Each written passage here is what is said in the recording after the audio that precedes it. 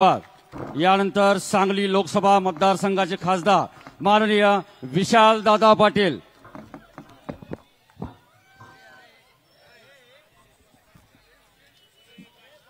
मंचावर उपस्थित असलेले सर्व मान्यवर, या ठिकाणी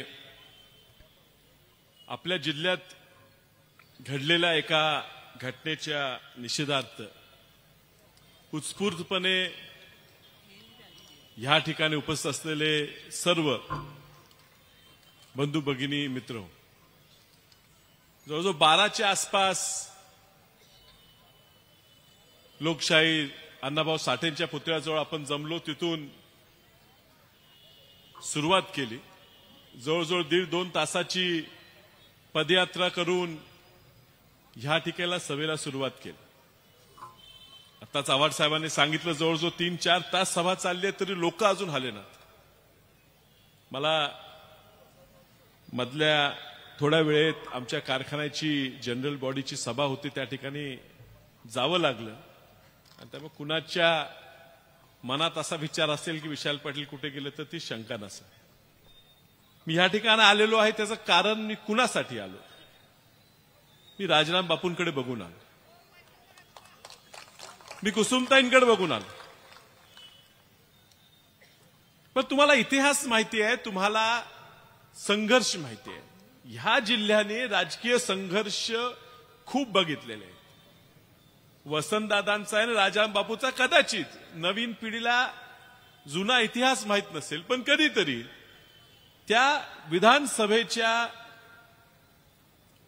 प्रोसिडिंग जर वाचल्या, डिबेट्स जी चर्चासत्र झाले त्याचे जर तुम्हाला लेख मिळाले तर वाचावेत। वैचारिक एवढा मोठा मतभेद होता। आज राजराम बापू जाऊन 40-50 वर्ष झाले, वसंतदादा जाऊन 40 वर्ष होत आहे। अजूनही कदाचित तो वैचारिक वाद आहे। तिसरी पिढी आली तरी आम्ही लढतोय, आमच्यात संघर्ष आहे, आम्ही नाकारणार नाही। या ठिकाणी तुम्ही जयंत पाटील साहेबांच्या प्रेमासाठी आलेला आहे, मंचावर बसलेले भरपूर लोक जयंत पाटील साहेबांच्या प्रेमासाठी आलेले आहेत। तुमच्या मनात जे साहेबांबद्दल प्रेम आहे ते कदाचित माझ्या मनात नसेल। आम्ही संघर्ष पाहिलेला आहे। राजाराम बापू आणि वसंतदादांची गोष्ट दिलीप तात्याने या ठिकाणी सांगितली, पण बापूंच्या निधनानंतर वसंतदादांनी सांगितलं की बापू गेले, वाद संपला, वैचारिक वाद होता तो संपला। आम्ही सुद्धा संपवायचा प्रयत्न करतो, कदाचित राजकीय वैचारिक वाद आमचा चालू राहील, पण ज्या वेळेला आमचा राजकीय शत्रू म्हणून आम्ही जयंत पाटील साहेबांकडे बघतो, काही खोटं नाही, पण आपल्या शत्रूबद्दल सुद्धा, आपल्या शत्रूच्या मातेबद्दल सुद्धा असं ऐकून घेण्या एवढं आमच्यावर वाईट संस्कार झालेले नाहीत।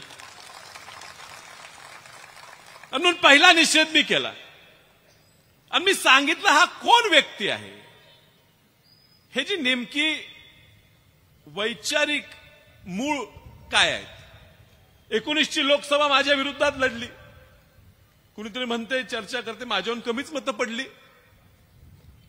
त्यावेळी ते बाळासाहेब आंबेडकरांकडे गेले, वंचित आघाडीकडे, आणि बाळासाहेब आंबेडकरांच्या मंचावरनं बोलत असताना एवढं पुरोगामी भाषण दिलं साहेब, एवढं पुरोगामी भाषण दिलं साहेब, आव्हाड साहेब तुम्ही लाजाल, एवढं पुरोगामी भाषण त्या ठिकाणी केलं मतं मागण्यासाठी। किती वैचारिक भाषण केलं। शाहू फुले आंबेडकर, अहिल्यादेवी होळकर सगळ्यांची नावं घेतली, अजूनही घेतात। आणि ह्या ठिकाणी आमदार झाल्यावर ह्याच ठिकाणी सभा झाली, लई लांब नाही, ह्याच ठिकाणी सभा झाली। आणि ह्या ठिकाणी सभा होत असताना युटर्न, म्हणजे एवढ्या लवकर माणूस एवढा पलटी मारू शकतोय मला कळलं नाही, मलाही आश्चर्य वाटलं, एवढा युटर्न। बरं, त्याची भाषणं झाली, त्या भाषणात त्यांनी बोलावं, माझ्यावर बोलावं, किती बोलावं, जयंत पाटील साहेबांना बोलावं, आम्ही एकामेकावर बोलू, तुम्हाला आमच्याबद्दल काय बोलायचं आहे ते बोला। पण ह्या ठिकाणी उल्लेख त्यावेळी त्या व्यक्तीने केला की वसंतदादांनी आणि राजाराम बापूंनी ह्या जिल्ह्यासाठी काय केलं। वसंतदादांनी काय केलं हा प्रश्न इथं विचारला सांगलीत। दुर्दैव आहे की जातीच्या कारणासाठी तुमची डोकी भ्रष्ट करून, बुद्धी भ्रष्ट करून, तुम्हाला येडं करून समोर बसवलं आणि तुम्ही बी टाळ्या वाजवा लागला.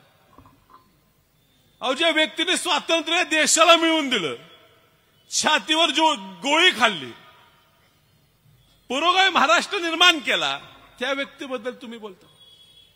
मलाही खूप राग आला, मलाही काहीतरी बोलायचं होतं, पण पुन्हा लक्षात आलं हा व्यक्ती जो बोलतोय ना त्याच्या मागे कोण आहे महत्वाचं आहे. आज जे ह्या राज्याचं नेतृत्व करतात, 6 वर्ष मुख्यमंत्री आहेत ना, 6 वर्ष मुख्यमंत्री, 2.5 वर्ष उपमुख्यमंत्री,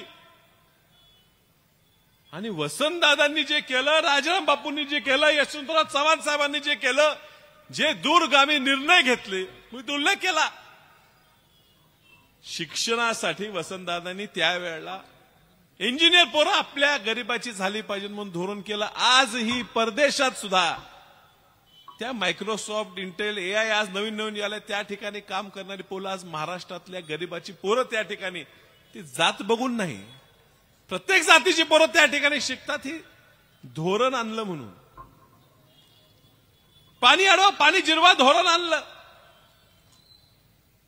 पण आता ह्यांच्या विरुद्ध बोलायची गरज का पडली? कारण तुम्ही 8.5 वर्ष मुख्यमंत्री, उपमुख्यमंत्री राहून सुद्धा एकही ह्या राज्याच्या फायद्याचा निर्णय तुम्हाला घेता आला नाही.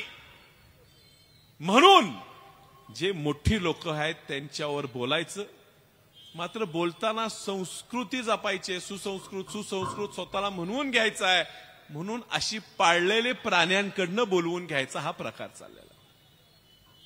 साहेब, मला कोणतरी परवा सांगितलं, सुसंस्कृत व्यक्ती आणि सुसंस्कृत नेता यात फरक असतो. सुसंस्कृत व्यक्ती व्हायला काय लागते, पण सुसंस्कृत नेता व्हायला आपल्या भोवतीची लोक सुद्धा तशी सांभाळावी लागतात. तुमच्या भोवती जी फिरणारी, आसपास भरणारी माणसं आहेत, जे एजंट लोक फिरतात, जी तुमच्यासाठी भुकणारी लोक फिरतात, ती बघितली तर तुम्हाला सुसंस्कृत नेता कुणी म्हणू शकणार नाही. आणि म्हणून आज आलेलो आहे, आमच्या सगळ्यांच्या, तुमच्या सगळ्यांच्या भावना कुठेतरी आपण एक आलं पाहिजे. मला काल कोणतरी एक स्टोरी सांगितली, गोष्ट सांगितली की कौरवांचं आणि पांडवांचं भांडण चालू होतं, युद्ध चालू होतं, आणि गंधर्वाच्या चित्रसेनानं हस्तिनापूरवर हल्ला केला. आणि हस्तिनापूरवर हल्ला केल्यावर कौरव आणि पांडव एकत्र आले आणि त्या चित्रसेनाचा पराभव करून हस्तिनापूर सुरक्षित ठेवलं. आता पुन्हा नंतर भांडले, परत महाभारत घडलं. तर आता शशिकांत शिंदे तुम्ही आहे, तुम्ही आता अध्यक्ष आहे, आमचं महाभारत कदाचित आमच्या जिल्ह्याचं चालूच राहणार, हे पुढे राहणार. साहेब कधी कधी आमचा करेक्ट कार्यक्रम करायचा प्रयत्न करणार, हे आम्हालाही माहित आहे. माहित हा पुरोगामी विचार टिकवायचा आहे म्हणून आम्ही एकत्र आलेलो आहे. कुणाच्या वाढ व्हायला लागले म्हणजे आम्हाला जरा सुद्धा वाईट वाटत नाही. हा जिल्हा, हे राज्य चुकीच्या दिशेनं चाललंय हे जो वाईट वाटते, म्हणून आम्ही सगळे एक आलेलो आणि आम्ही एक राहणार. खूप बोलायचं आहे, मात्र जरा मी उशीर आल्यामुळे मला नंतर तुमच्या प्रमुख वक्त्यांच्या नंतर बोलावं लागलं, याबद्दल तुमची क्षमा मागतो आणि लवकर माझं भाषण आटोपतं घेऊन आपल्या सगळ्यांची रजा घेतो. नमस्कार. धन्यवाद. शोभांचे आणि शंभूराजांचे विचार जनमानसामध्ये रुजवणारे स्वराज्य रक्षक संस्था